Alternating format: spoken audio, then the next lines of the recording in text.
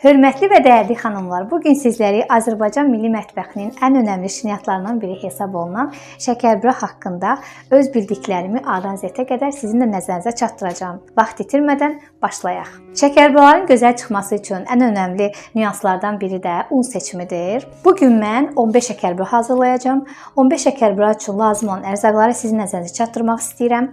Mən burada 350 qram un istifadə etmişəm. Onun yarısı favilli unudur, göy paçkada olandan istifadə etmişəm və yarısı sarı makva unudur. Onu 2 yerə bölmüşəm. 175 qram favilli unu, 175 qram sarı makva unudur.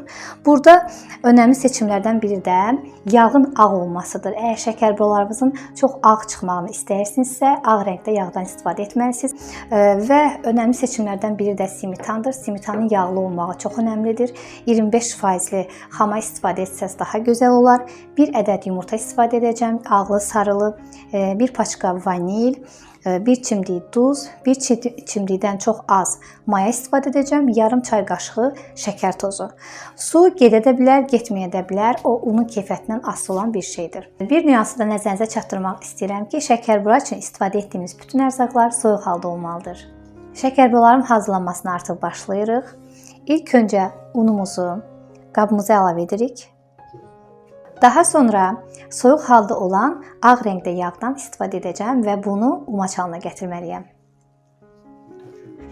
Əgər şəkərburaları tez bir zamanda hazırlamaq ehtiyacı yaranarsa, yağınız çox bərk halda olarsa, o zaman yağı sürtkəcdən keçirdib istifadə edə bilərsiniz.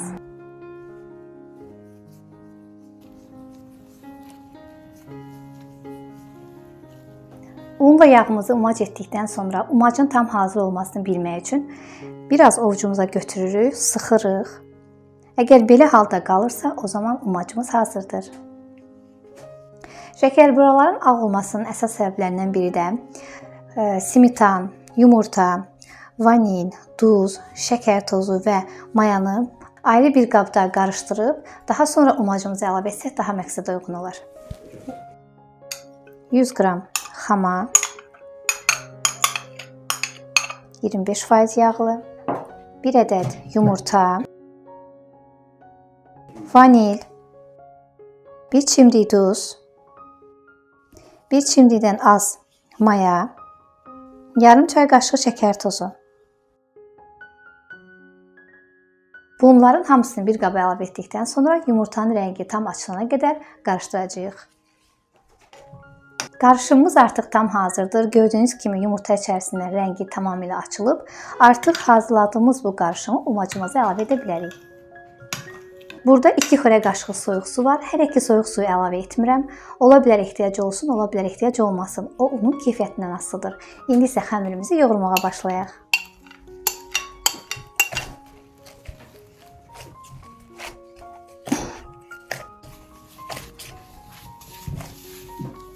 Gördüyünüz kimi bu xəmirimiz artıq hazırdır. Mən xəmirdə su istifadə etmədim. Ola bilər sizin işlətdiyiniz unun keyfiyyətindən asılı olaraq su lazım ola bilər. Şəkərburaların əsas nüanslarından biri də şəkərbura xəmiri 2 dəfə yoğrulur. Hal-hazırda bu hazır olmuş xəmirimizi soyuducunun üst hissəsində ən azı yarım saat gözlədəcəyik. Əziz və dəyərli xanımlar, bir çox xanımlar şəkərbura xəmirinin çürüməsindən şikayət edirlər. Heç narahat olmayın, bunun da həll yolu var. Şəkərbura xəmirini yoğurduqdan sonra baxdınız ki, xəmiriniz çürüyüb. Qəti narahat olmayın. O zaman nə edirsiniz? Xəmiri soyuducuya qoyduqdan sonra çıxarırsınız. Xəmiri təkrar yoğurub, pinsetkanın arasına qoyub, üzərinə dəsmal çəkirsiniz və yarım saat belə gözlədirsiniz. Təkrar yoğurursunuz və artıq sizin xəmiriniz çürümüş xəmir sayılmır. Həmin xəmiri artıq istifadə edə bilərsiniz. Mən hal-hazırda içlik olaraq qozanı istifadə edəcəm. Bu zövqə görədir. İstəyən fındıqdan da istifadə edə bilər. Bir şey nəzərinizə çatdırmaq istəyirəm ki, əgər içliyə hil əlavə edəcəksinizsə, vanil qatmayın. Ona görə ki, vanil hilin qoxusunu tamamilə öldürür. 15 ədəd şəkərburaya lazım olan içlik miqdarını sizin nəzərinizə çatdırmaq istəyirəm. Bizə lazım olan içlik 200 qram qoz və 140 qram şəkər tozu olacaq. 1 paçka vanil. İçliyimizi tamamilə qarışdıraq. Hazır olduqdan sonra artıq şəkərburalarımızı hazırlamağa başlayacağıq. İçliyimiz artıq hazırdır. Xəmirimiz yarım saatdır ki, soyuducumuzun üst gözündədir. Artıq xəmirimizi istifadə edə bilərik. Xəmirimizi artıq soyuducudan çıxartmışıq. Xəmirimizi ikinci dəfə təkrar yoğuracağıq.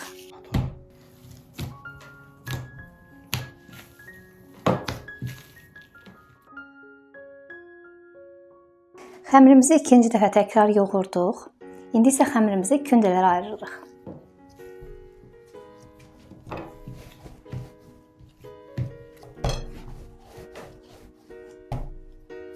Əziz xanımlar, siz daha kiçik şəkərbura istəyirsinizsə, ən kiçik şəkərburanın kündəsinin ölçüsü 40 qramdır. Amma normalda şəkərbura 42 qramdan və yaxud da 43 qramdan tutulur. O artıq sizin seçiminizə bağlıdır. Mən hal-hazırda şəkərburalarımızı 43 qramdan tutacağam. İndi bir-bir ölçürük. 43 qramdan tutacağam kündələri və davam edirik. Dəyərli xanımlar, bu ərzaqlarla 43 qram kündələrdən 14 ədəd şəkərbura alındı. Hal-hazırda bunları kündələyəcəm. Kündədə 5 dəqiqə gözlətdikdən sonra yaymağa başlayacağam.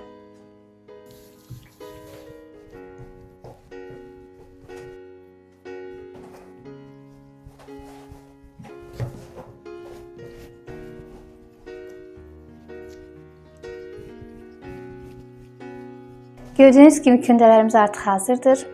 Setkamızı üzərinə əlavə edib 5 dəqiqə gözlədirik. Gözlətdikdən sonra indi isə şəkərbura kündələrini yaymağa başlayaq. Dəyərli xanımlar, kündələrimizi yaydıq. 5-5 ayırdım. Bunlara soyuducuya qoyacağam. Soyuducuya qoyduqdan sonra biraz bərkiyədən sonra xəmir 5-5 çıxardıb, içlərini doldurub, kənarlarını büküb, naxışlarını edəcəm.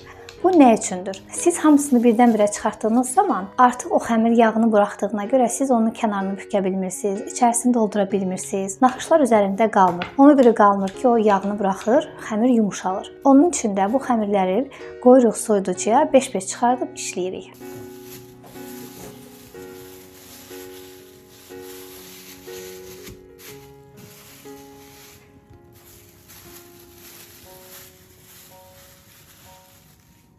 Əziz xanımlar, hal-hazırda 5 kündəmizi soyuducudan çıxartdıq.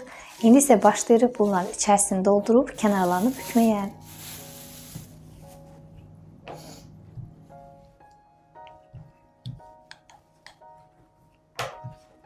Bunu yaxından göstərəcəm sizə. Əlimizdə belə tutduğumuz halda içərisini çox rahatlıqla doldurmaq olur. Kənarların çox gözəl yapışması üçün kənarına mütləq su vurduğunuz zaman çox da gözəl yapışır. İçli kənara dağılmır. İçərisini hal-hazırda doldururuq.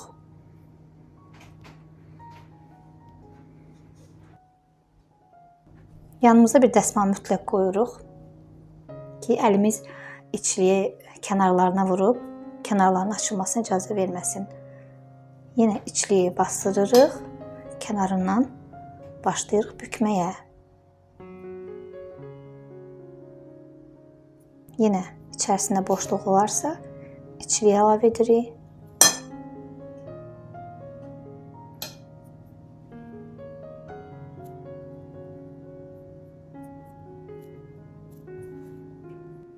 Bura qoyub, kənarını düzəldirik. Bükmək üçün çox xəmir çıxartmamağa çalışın. O zaman bükdüyümüzdə kənarı çox kobud görsənə bilər. Baxırıq. Bükdükdən sonra, kənarını daha doğrusu içərisini doldurduqdan sonra xəmirimiz yumuşaqdır biraz. Çünki çəkilişə görə biraz tez çıxartmışam. Hal-hazırda bunların içərisini doldurduqdan sonra yenidən soyuducuya qoyacağam ki, kənarı çox gözəl şəkildə bükülsün. Əziz xanımlar, hal-hazırda şəkərburalarının içərisini doldurduq. İndi isə kənarını rahat şəkildə bükülməsi üçün soyuducumuza göndəririk. Üzərini mütləq örtürük, bərkiməməsi üçün və soyuducuda 15-20 dəqiqə gözlətdikdən sonra kənarını büküb, üzərinə naxış vurub bişməyə göndərəcəyik. Yarım saat soyuducuda gözlədiyimiz şəkərburalarımızı çıxartmışıq, indi isə kənarlarını bükməyə başlayacağıq. Bükməyə başladığımız zaman ortasından belə düzəliş veririk.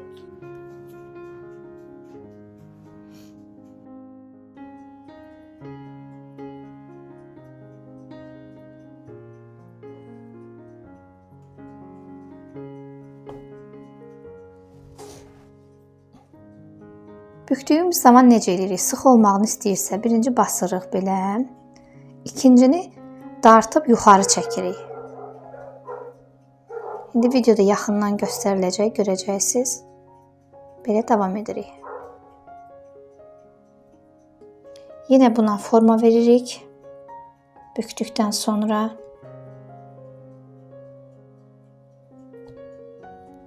qoyuruq kənara. Əziz xanımlar, bükdükdən sonra kənarlarından 4 yerdən iynə ilə deşdəkləyirik.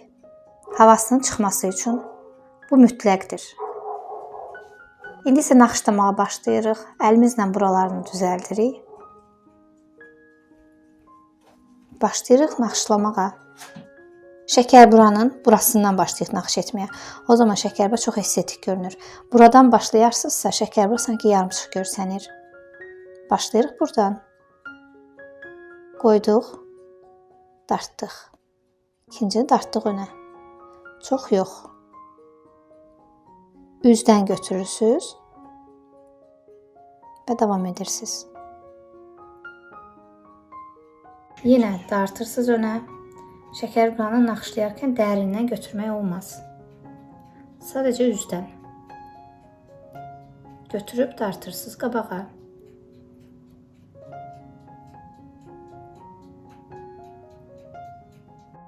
Bir dəfə naxışlayırıq. İkinci naxışladığımızı üzdən götürüb tutub önə doğru çəkirik. O zaman naxışlarımız sıx olur.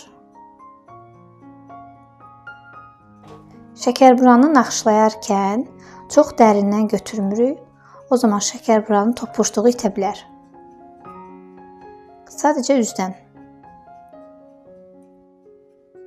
Tuturuq, önə doğru dartıb buraxırıq. Görürsünüz xanımlar, bunu qoyursunuz, arxada ikinci naxışı üstdən, dərindən götürmürsünüz. Üstdən götürüb önə doğru çəkirsiniz. O zaman naxışlar sıx olur. Üstdən götürüb önə doğru çəkirsiniz. Çox dartmamaqla xəmir cırılmasın deyə. Xəmir o qədər mükəmməldir ki. Və şəkərburanın naxışların itməməsi üçün naxış vurduqdan sonra ən az 15-20 dəqiqə gözlədib qurumasını gözləməlisiniz. O zaman naxış heç vaxt itmir. Gəldik şəkərburamızın bişirilmə qaydasına. Əsas məsələlərdən biri budur ki, soba öncədən mütləq isidilməlidir. Hər sobanın özünə görə qaydası var. Elə soba var ki, 140 dərəcədə şəkərbura bişirilməlidir. Elə soba var ki, 130 dərəcədə bişirilməlidir. Şəkərburanı bişirərkən tələsmək lazım deyil. Yavaş-yavaş bişirmək lazımdır ki, çünki şəkərbura bişməmiş tez sobadan çıxardığımız an, şəkərbura soyuduqdan sonra çox xanımların şikayət etdiyi bir məsələ var ki, şəkərbura göyərir. Ona görə göyərir ki, şəkərburanın içərisi tam pişmədiyinə görə o göyərmə verə bilər. İndi isə şəkərburamızı bişirməyə göndəririk. Bişdikdən sonra sizə təqdim edəcəm. Əziz və hörmətli xanımlar, şəkərburalarımız artıq hazırdır. Çox gözəl xəmirə çıxdı. Həqiqətən çox mükəmməl alındı. Özüm hazırlamışam demirəm. İndi sizlərlə birlikdə şəkərburalarımızın içlərinin nə dərəcədə pişdiyini test edəcəyik.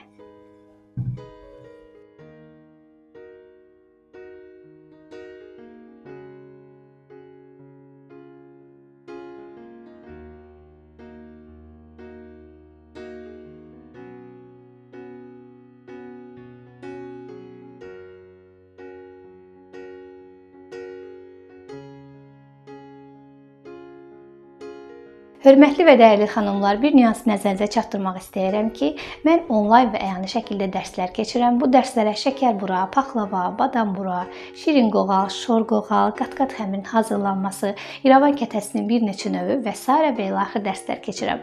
Bu dərslərdən yararlanmaq istəyənlər videonun altında əlavə olunmuş nömrə ilə əlaqə saxlaya bilərlər. Bu videonu çəkərkən çox böyük keyif aldım. İnşallah hər kəsin işinə yarayacaq məlumatları sizlərə də ötürə bildim. Yeni videolarda görüşənədək hələlik.